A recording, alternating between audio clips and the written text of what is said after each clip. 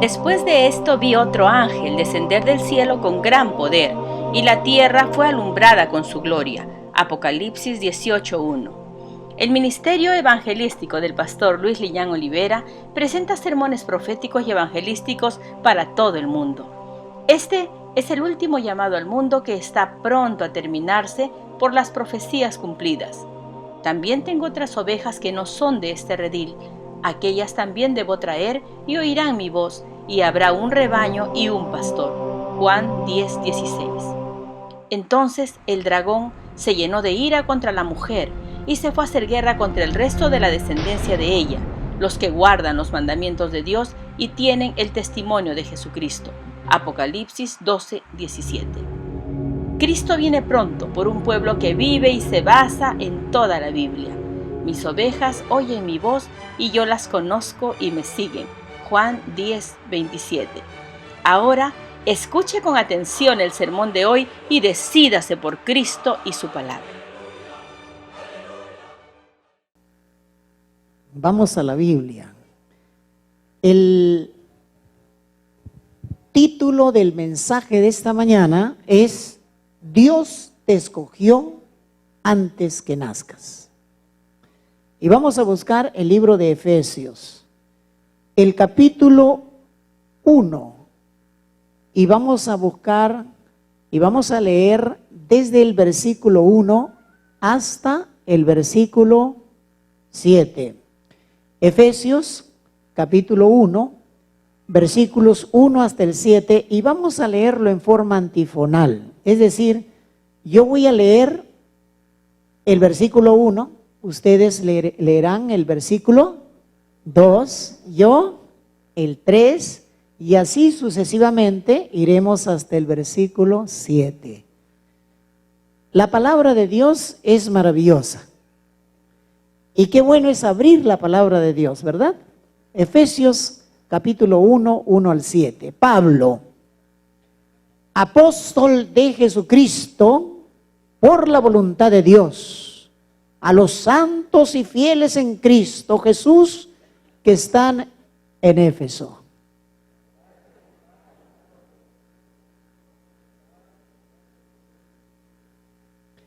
Bendito sea el Dios y Padre de nuestro Señor Jesucristo, que nos bendijo con toda bendición espiritual en los lugares celestiales en Cristo.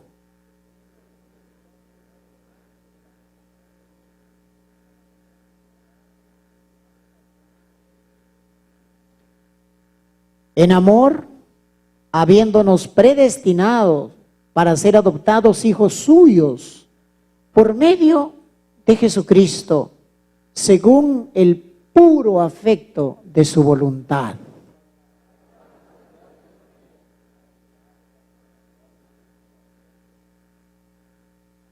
¿En quién tenemos? Redención por su sangre, el perdón de los pecados, según las riquezas de su gracia. Querido Padre, muchas gracias porque podemos abrir tu palabra con la seguridad y la confianza que en ella están atesoradas las hermosas promesas que tienes para nosotros. Señor, queremos rogarte de una manera muy especial que tú puedas iluminarnos para poder entender tu palabra, para que la palabra de Dios pueda grabarse en nuestra mente y en nuestro corazón, para que nosotros podamos tener al Espíritu Santo, para que un día levantemos nuestros ojos y levantemos nuestras manos y digamos, este es nuestro Dios, le hemos esperado y tú nos salvarás. Señor amado, gracias, porque en tu palabra encontramos vida, encontramos paz, encontramos redención. Y Señor, permíteme esconderme detrás de la cruz y con humildad poder, Señor, entender tu palabra y explicarla. En el nombre de Jesús. Amén. Quisiera no solamente agradecer a Dios por estar aquí, sino también Y está Walfred con su esposa, bienvenidos, están de la iglesia de West Hollywood.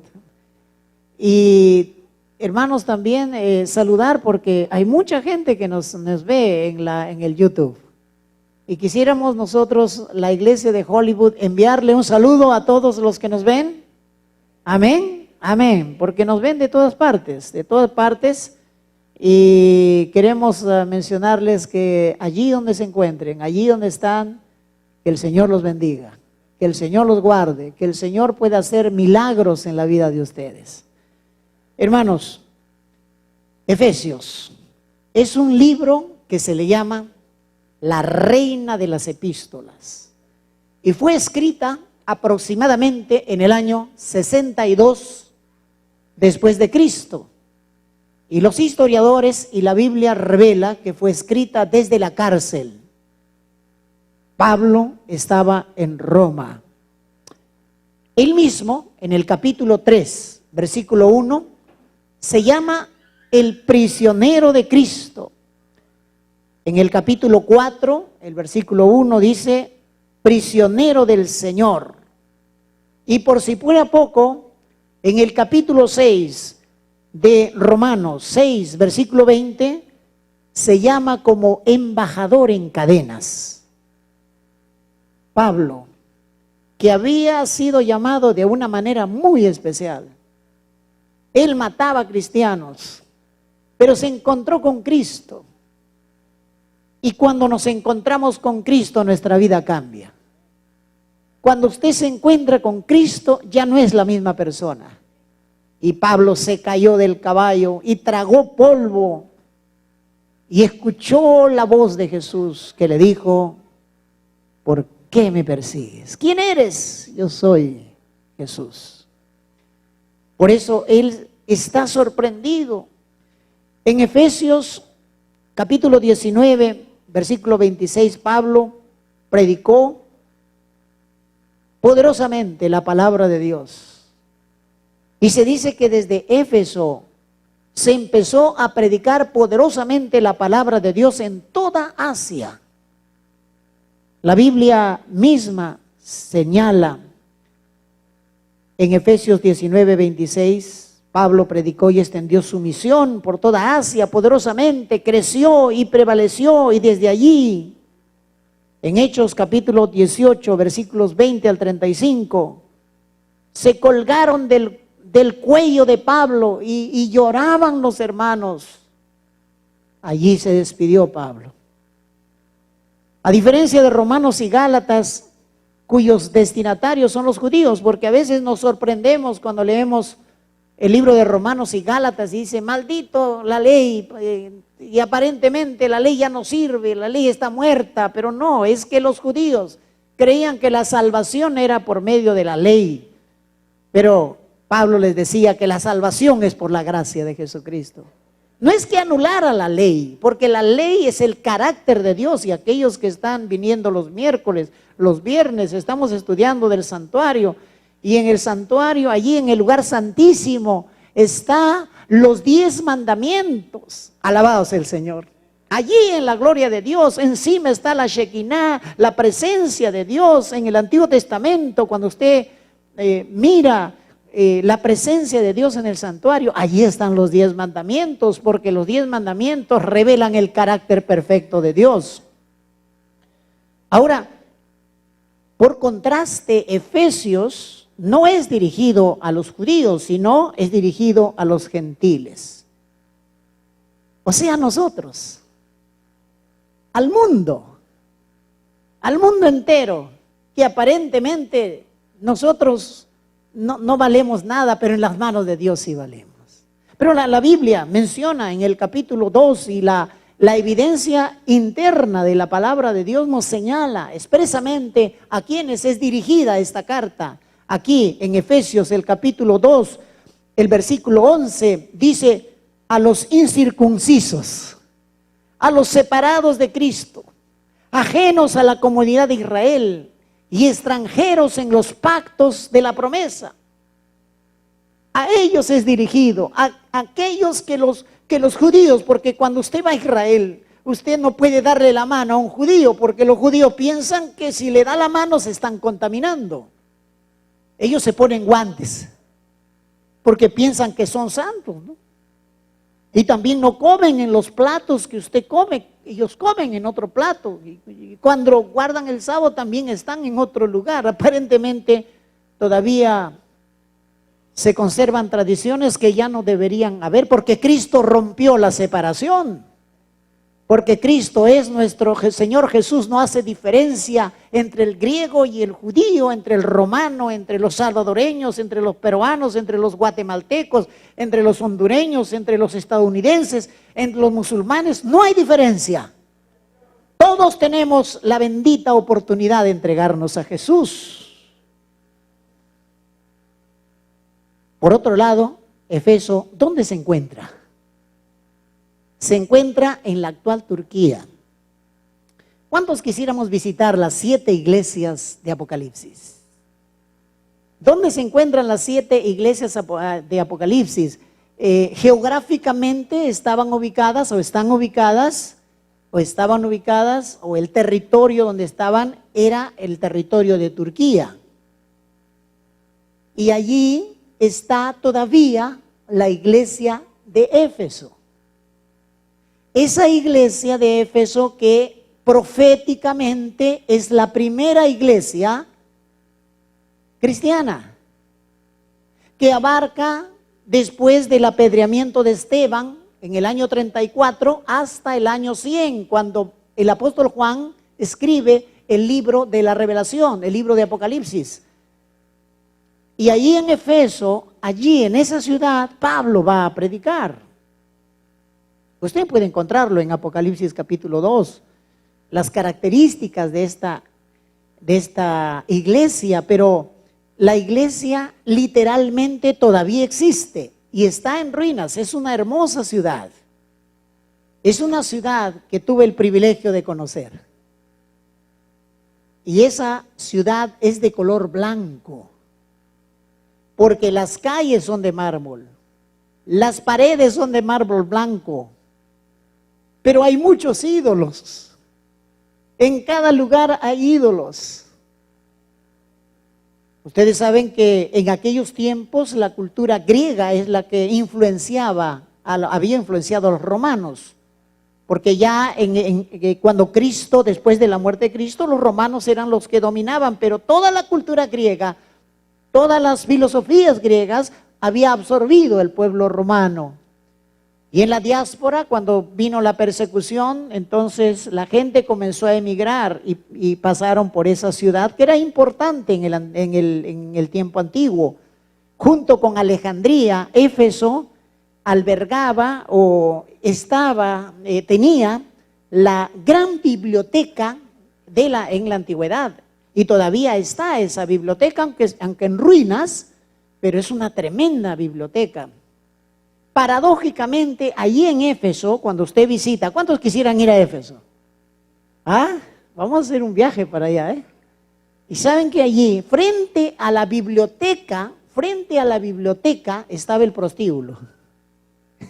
Sí, es increíble cómo ellos eran filósofos, eran inteligentes, eran gente educada, pero eran corrompidos, ¿no? El ser humano no ha cambiado, no, es el mismo ser humano. Y allí estaba también allí. Y me impresionó el Coliseo, un Coliseo romano impresionante, donde Pablo predicó allí. Pero lo que más me impresionó es cuando caminamos por esas calles y pensaba cómo Pablo porque ahí lo quisieron matar a Pablo. Y allí es interesante que usted va caminando y va caminando y va caminando allí y encuentra un bautisterio que data del siglo I, un bautisterio, y allí nosotros entramos, un bautisterio que estaba construido allí, en las afueras de la ciudad, un bautisterio dentro del suelo, bien acondicionado, y ese es un testigo mudo de que el bautismo es no por aspersión, sino por inmersión. Es que la Biblia tiene la verdad. Y la arqueología bíblica también corrobora la autenticidad, lo verdadero que la Biblia menciona. Allí Éfeso. Éfeso también figura, como decíamos anteriormente, como la primera iglesia profética, y está ahí en Apocalipsis capítulo 2, versículo 1 al 7.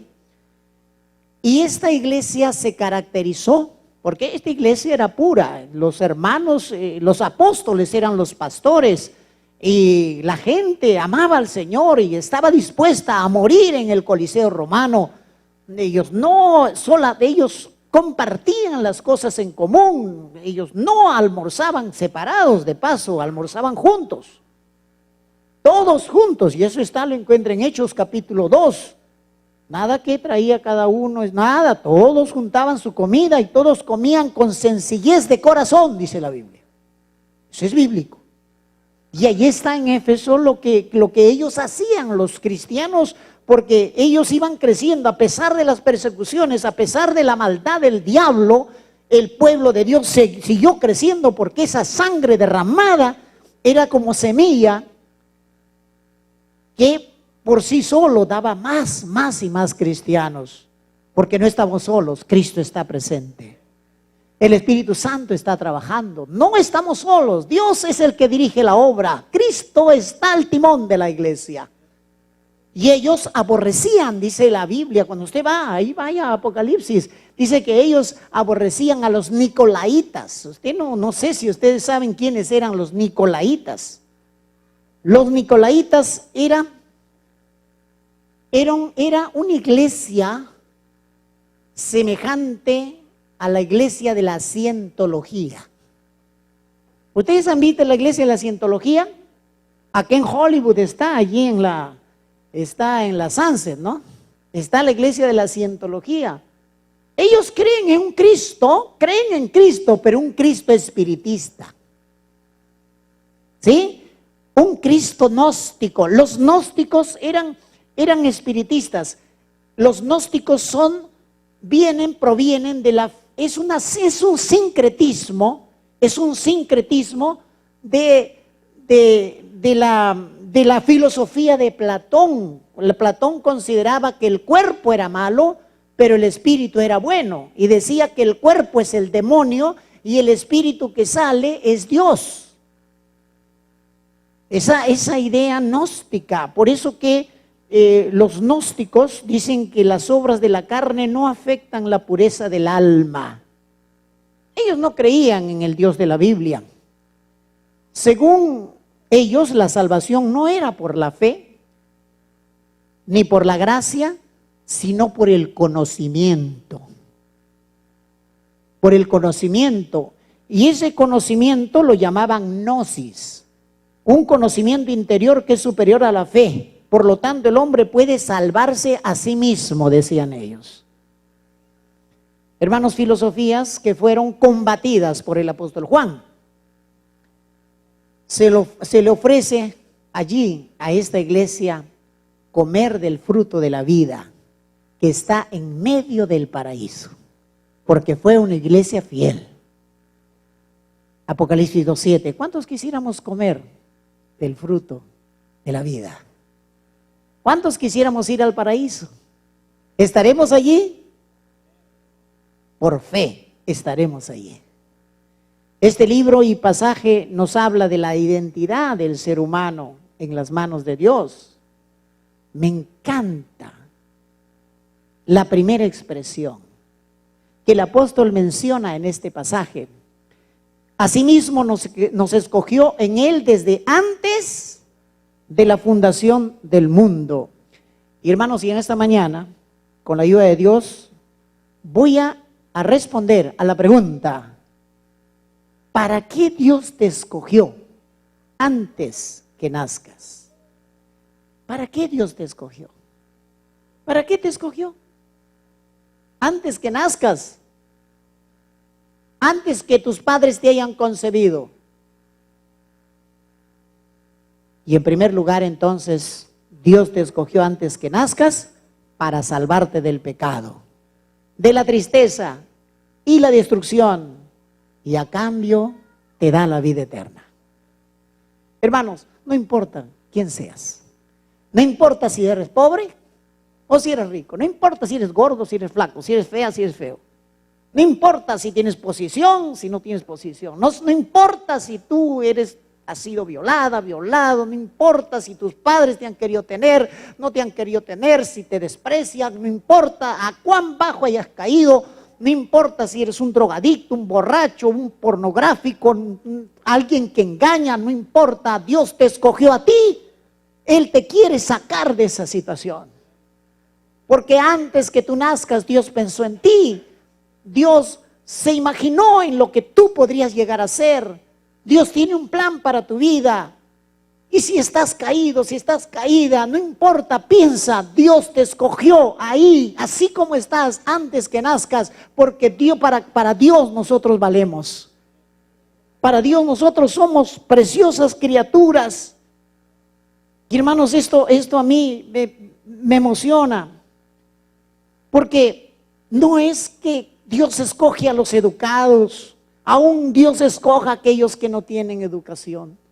Dios puede usar a las personas de una manera maravillosa. Primero, aquí la Biblia nos habla de que Cristo nos libera, nos liberta. En el griego, apolitrosis viene del verbo litrum, que quiere decir redimir. Palabra que significa redimir. ¿Qué cosa significa redimir? Es como se redimía a un esclavo, prisionero de guerra. Es el continuo rescate que Dios otorga a su pueblo después de las pruebas, el rescate. El pueblo de Dios estuvo oprimido. ¿Cuántos años estuvo oprimido allí en el Egipto? ¿Cuánto tiempo? 600 años estuvo oprimido, pero después Dios abrió el mar rojo para sacarlo. Pero Dios les dio maná para que coman. Dios los llevó por el desierto. Aunque fueron rebeldes, después murieron los rebeldes en el desierto. Su descendencia entró a Canaán. Dios tiene un remanente. O sea, Dios saca, Dios nos libera, Dios nos redime. Esa es la idea. Esta es la idea de redención. Hermanos, queremos darle gracias a Dios porque Cristo nos liberta. Hermanos, Cristo nos liberta de algo que nunca hubiéramos podido salir. Los hombres en general aman los vicios. Se sienten todo el tiempo desesperados. Somos personas inaguantables, ¿no? A veces la gente ama sus vicios y lo aman al mismo, los odian, los aman, los practican. Y el hombre es controversial. ¿Quién nos podrá sacar de esa situación? Cristo Jesús. Es una figura como alguien que se está ahogando, y esa figura en el pensamiento en griego es una persona, alguien que nos saca, nos estamos ahogando, Él nos saca con fuerza de esa situación, nos liberta. Otra idea es como si estuviéramos en las garras de un león. Y el león, ¿quién tiene más fuerzas, el hombre o el león? ¿Qué pasaría si tú estuvieras en las manos de un león? ¿No? El león tiene más fuerzas que tú. Y el león te agarra y te abraza y te muerde. ¿Y quién te puede soltar? Es como si alguien entrara y le sacara las garras del león, le arranca los brazos y te liberta. Ese es Cristo Jesús. No sé si a ti te han pegado alguna vez. No. En el colegio a veces se han peleado alguna vez. Yo me acuerdo que una vez yo era chiquito, un grandazo me agarró del cuello y me comenzó a ahorcar. Y me agarraba así del cuello, yo era chiquito y el grandazo me quería ahorcar. Yo gritaba y porque me pegaba, y con el otro me daba puñetes en la cara. Malo. Y en eso vino otro más grande y lo agarró del cuello, lo sacó como un guiñapo y lo sacó. Es una figura. Es que Cristo tiene más poder que el diablo, hermanos queridos. En las garras, o sea, Cristo hace cosas impresionantes, increíbles para llamarte.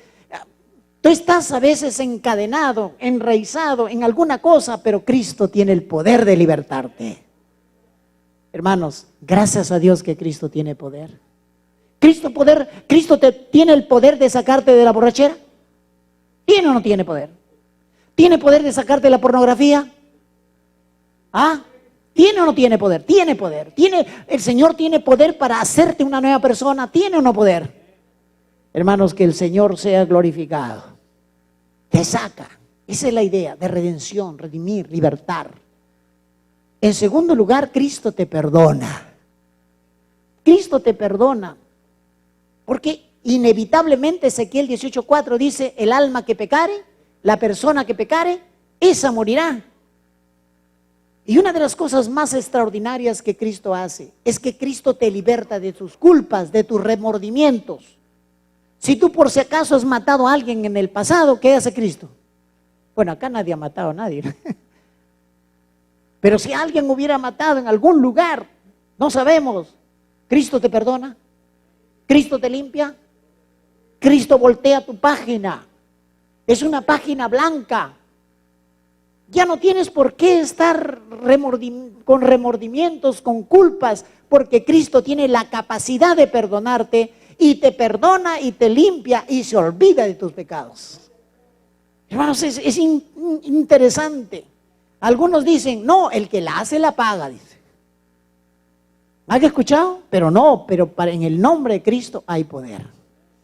Y el Señor, hermanos, por eso Dios tiene el poder de perdonarnos. ¿Qué dice Miqueas? A mí me gusta Miqueas. Miqueas 17.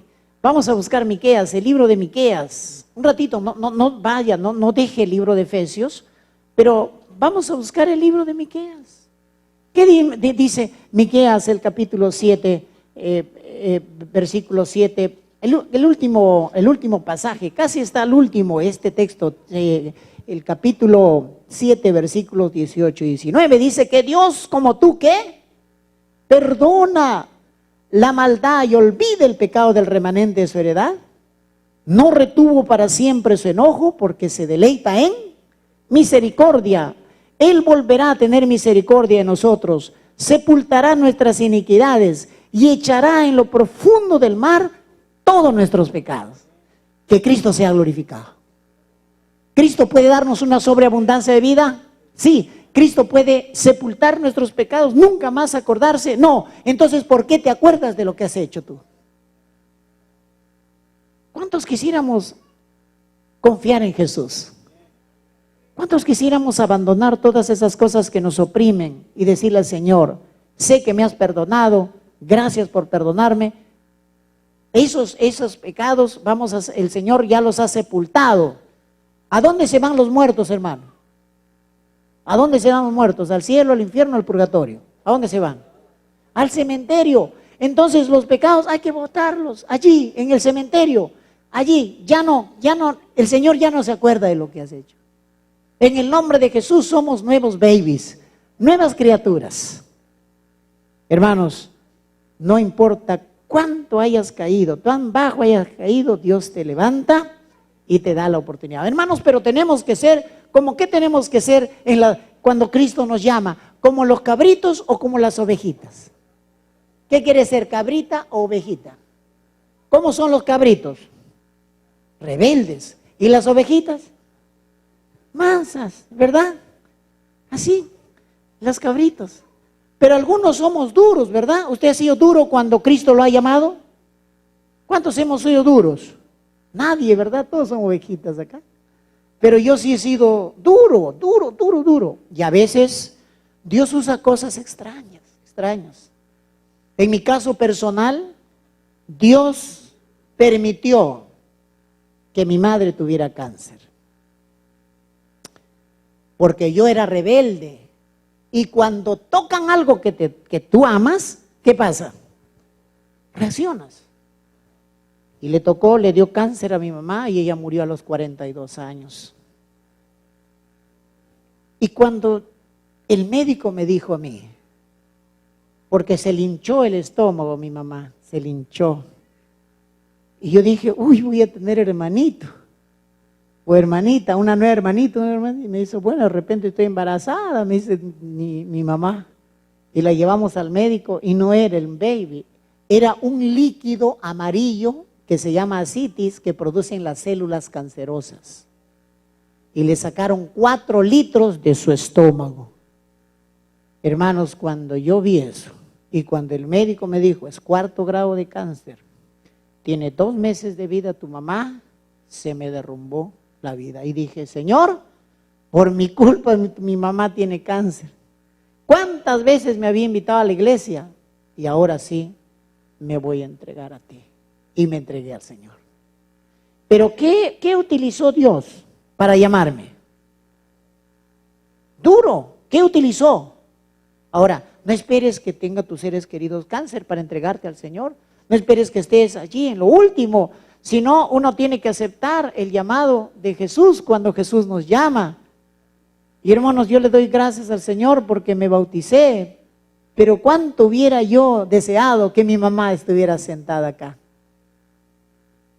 Pero hermanos, por eso, pero Dios tiene sus caminos, Dios tiene sus formas, pero tienes que aprender a escuchar y tienes que aprender a ser dócil al llamado del Señor.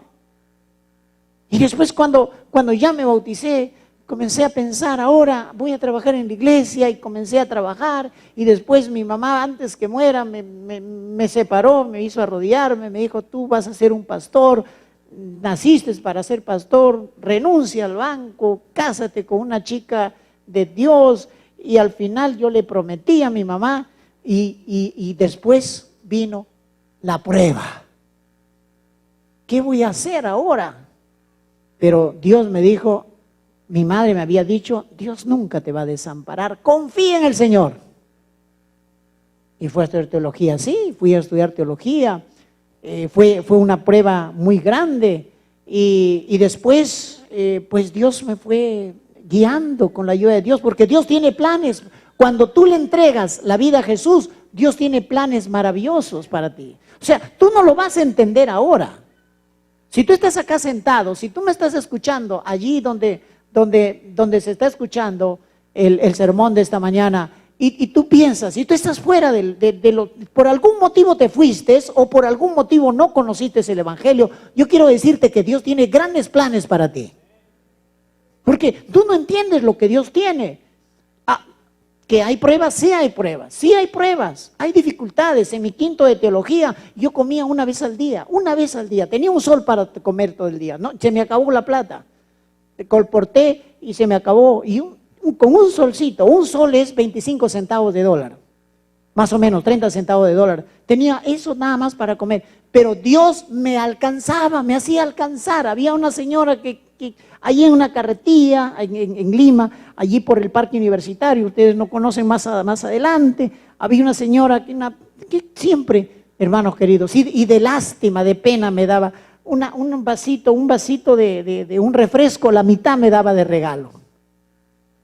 Pero yo tomaba ese vasito, comía mi arroz con frijolito que me alcanzaba con un poquito de ensaladita, y yo le daba gloria al Señor.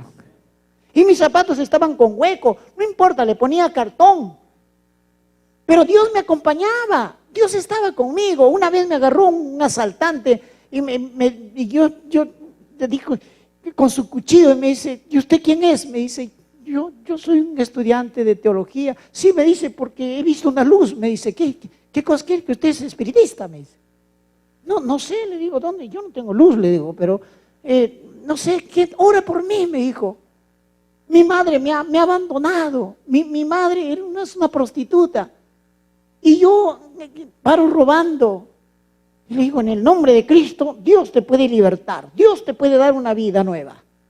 Y yo con mis zapatos con hueco, había comido pero Dios te acompaña. Porque la vida cristiana no está en la comodidad, está en una relación con Cristo. Cristo tiene grandes cosas, y allí, en ese lugar, oré con ese muchacho y le dije, mira, si no tienes plata, vete a estudiar al Colegio Unión, allí a la Universidad Adventista, vende panes como yo hago y Dios te va a sustentar en el camino, sal de ahí. Y lo llevé a la universidad.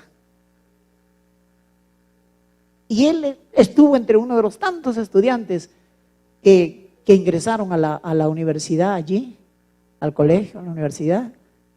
¿Qué será de su vida? No sé, pero Dios tiene planes para la vida de cada uno, hermanos. Pero Dios nos prueba, la misericordia de Dios Es la que te guía. Yo quiero que entiendas, cuando Dios te escoge, Dios tiene misericordia de ti. Dios, de alguna manera, a veces puede ser que no tengas nada, estás enferma, estás enfermo, tienes alguna situación difícil, algo que estás viviendo, Dios va a tener misericordia de ti.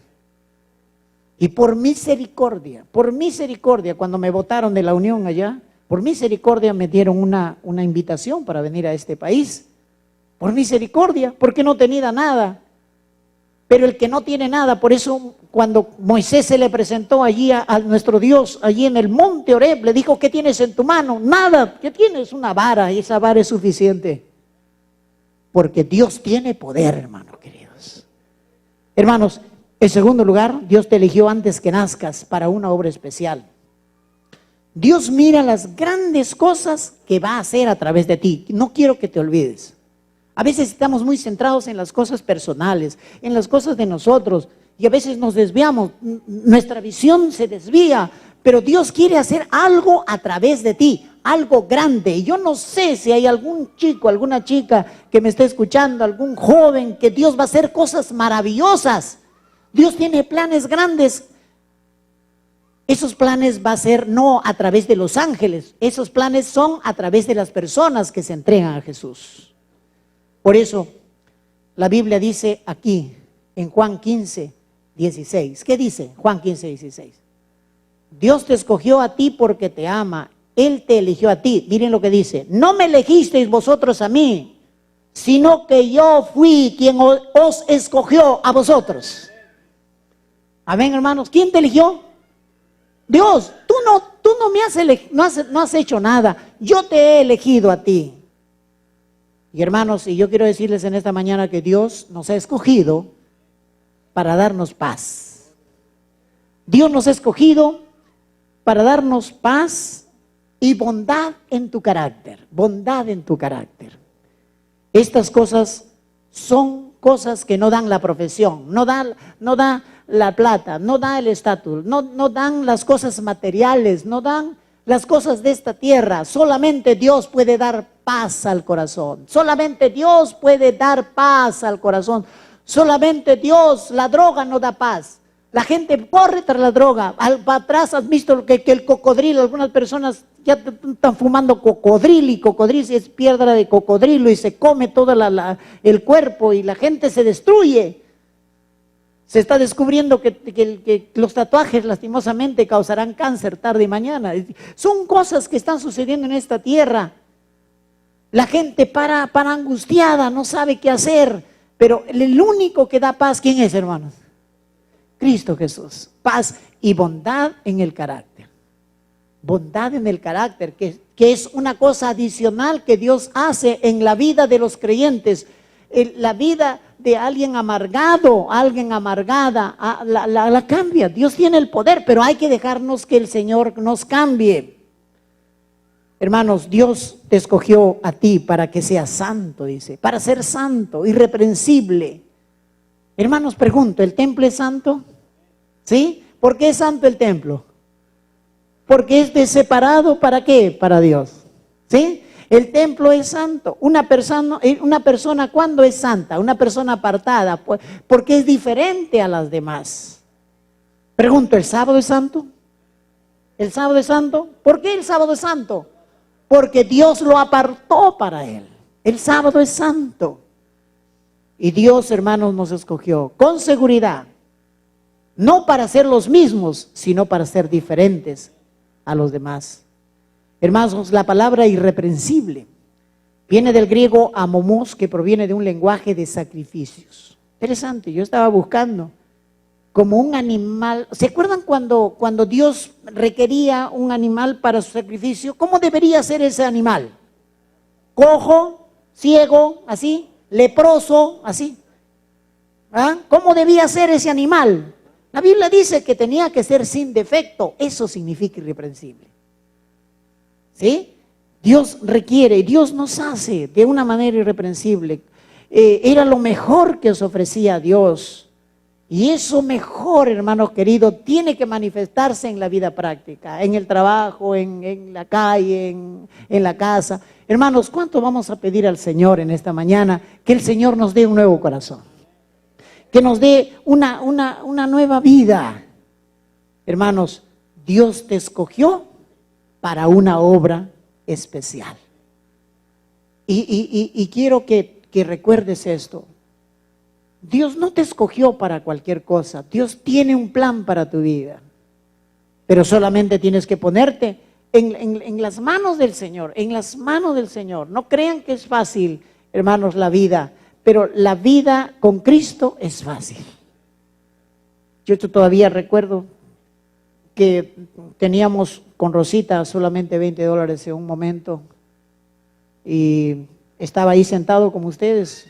Todavía no era pastor, estaba ayudando, estaba asistente, pero tenía $20, pues me pagan $200 y no tenía dinero. Y en eso, cuando pase el platillo, ¿qué hay que dar? Hay que dar el diezmo y la ofrenda. Y entonces yo dije, voy a dar, de $20, ¿cuánto es el diezmo? $2, ¿no es cierto? Pero yo decidí dar 10 de diezmo. ¿Y cuánto de ofrenda? Y lo di 10.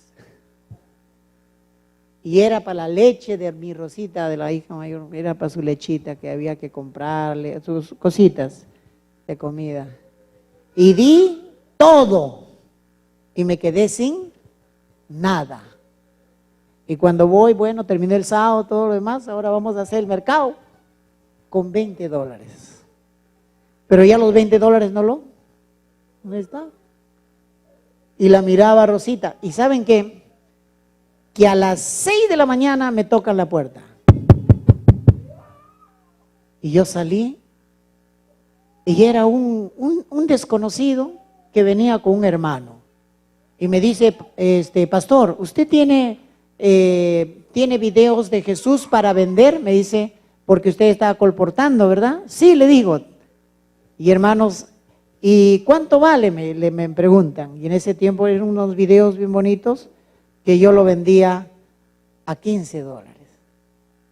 $15. Y le digo, sí tengo, y saqué y yo dije, amén, ya tengo 15. Le saqué el video de $15. ¿No tendrá más? Me dice. Sí, saqué otro. Me dice, pero algo más. Me dice, ¿cuánto? Le digo, como unos 50, me dice. Ahora multiplique 50 por 15. Y Dios me dio, fíjense, porque Dios no nos desampara, hermanos queridos. Solamente que nosotros a veces no, la felicidad del cristiano, hermanos queridos, es más que teología. La felicidad del cristiano es hacer un pacto con el Señor. Dios tiene grandes cosas, sí, hay pruebas, hay dificultades, hay problemas, pero en el nombre de Cristo hay poder. En el nombre de Cristo hay bendición. En el nombre de Cristo, Cristo abre las ventanas de los cielos. Y tú puedes decir, pero no, la iglesia es un negocio. No, hermanos queridos, la iglesia no es ningún negocio. La iglesia es el pueblo de Dios. Un día vas a caminar en las calles de oro, en las calles de perlas. Un día nunca más tendrás dolor ni llanto. Un día pasará todo. Te encontrarás con tus seres amados. Hermanos, Dios te escogió antes que nazcas, la última idea, para ser un apóstol. Porque Pablo dice, yo soy apóstol. Dios me escogió como apóstol. La última idea, Dios te escogió antes que nazcas porque Dios tiene un plan para ti, algo especial. No es por tus valores. Él quiere darte la vida eterna. Dios tiene un plan para tu vida, pero Él también te escogió para que seas un apóstol, un enviado, para que a través de tu vida Cristo sea glorificado. Para eso te escogió, para hacer grandes cosas. Hermanos, yo le doy gracias a Dios, porque ya ahora, cuando tú entiendes eso, ¿sabe lo que significa en el griego? Es que tú no eres propiedad de ti mismo. Tú eres propiedad de Dios. Quiero que entiendas eso. Y ya no eres propiedad de ti. Cuando piensas que Dios te tomó en sus manos para una misión, ya no vivo yo, más Cristo vive en mí. Ya no, ya yo soy propiedad del Señor. Le pertenezco a Él, vivo para Él, me apasiono para Él, pienso en grandes cosas para Él. Eso es algo que hay que entenderlo, es interesante, eso dice la Biblia, en el pensamiento bíblico. Y luego, Cristo me envía, como un soldado, como un embajador, enviado para una misión especial. Un embajador del Rey del Cielo. Alguien que va a hacer grandes cosas, que en las manos de Dios, por eso el Evangelio tiene poder. A nosotros nos quemaron la iglesia. Allá en Richmond, nos quemaron la iglesia después de 3 días del atentado de septiembre 11, nos quemaron la iglesia. ¿Cómo se quema la iglesia? ¿Qué pasaría? Pero esa no era una iglesia tan linda como esta, era una pequeña iglesia. Nos quemaron la iglesia, nos confundieron con musulmanes. El 14 de septiembre de 2001. ¿Cuándo fue la caída de las Torres Gemelas? El 11 de septiembre de 2001. ¿Qué pasó? Se cayeron las Torres Gemelas en Nueva York y se atentó contra el Pentágono aquí. 3 días después, me llaman por teléfono y me dicen: pastor, se quemaron la iglesia, me dicen. Está en llamas la iglesia. No, le digo, están pasándolo por la televisión. Miré la televisión. Sí, me levanté de la cama y me fui rápido para la iglesia, y cuando llegué, no había nada. Habían fierros retorcidos. Estaba humeando. Allí estaba el piano, allí estaban las sillas, ahí habíamos guardado el tractor, todo el tractor estaba quemado. Y ahí con los pocos hermanos, eran hermanos que habían venido cruzando por el río Bravo, por ahí, yo no sé si algunos han cruzado el río Bravo, el río allí, el desierto, ¿no? Sin documentos. Pero yo quiero decirles, hermanos, que muchos ilegales de este país han venido para traer bendición a este país. Y con ellos lloramos ahí, nos arrodillamos, limpiamos todo eso, se llevaron todas las cenizas y los fierros retorcidos. Y ahora los hermanos, éramos pocos, éramos como 30. Me miraban: ¿y ahora, pastor, dónde? Bueno, vamos a buscar un lugarcito. Y todos nos cerraban las puertas. Fuimos a una iglesia bautista, nos decían: ¿ustedes de dónde son? ¿No bautistas? No, ustedes son peligrosos. Cerrado. Íbamos a la iglesia evangélica. ¿Ustedes quiénes son? ¿Adventistas? Ah, no, ustedes son sabatistas. Eso es una herejía. Nos cerraban la puerta. Y yo tocaba. Y estábamos, gracias a Dios, porque teníamos allí la oportunidad, y nos reunimos en una iglesia gnóstica. Miren, pero tapamos todos los cuadros, porque eran de calaveras ahí los cuadros, los tapamos todos. Y ahí comenzamos a adorar. Y ahí adorábamos, y ahí. Miren, la gente creció. Que nos reunimos en un segundo piso y se rompieron las columnas porque eran mucha gente.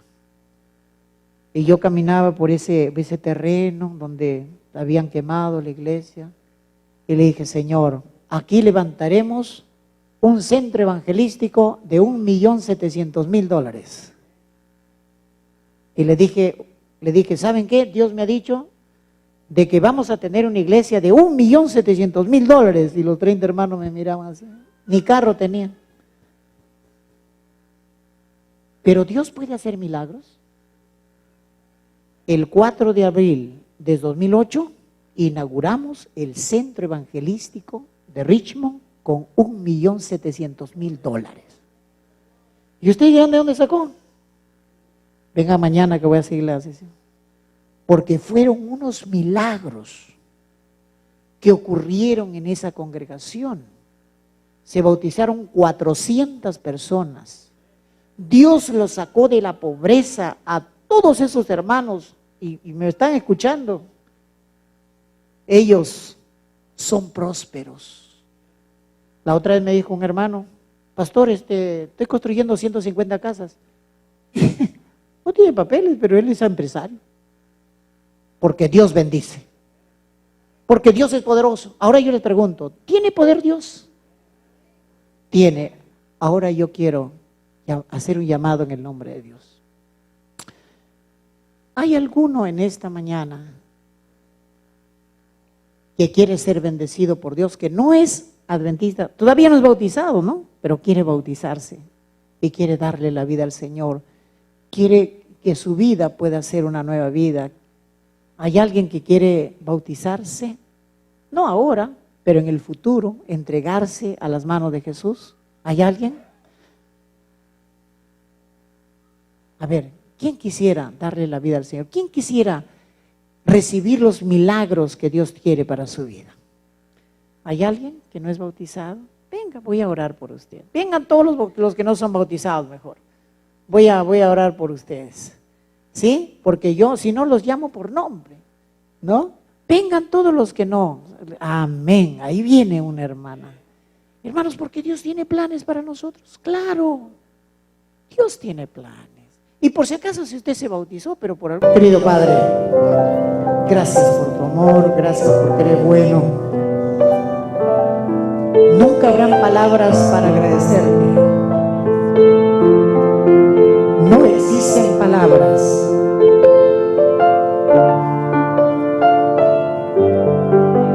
Por habernos llamado, Señor.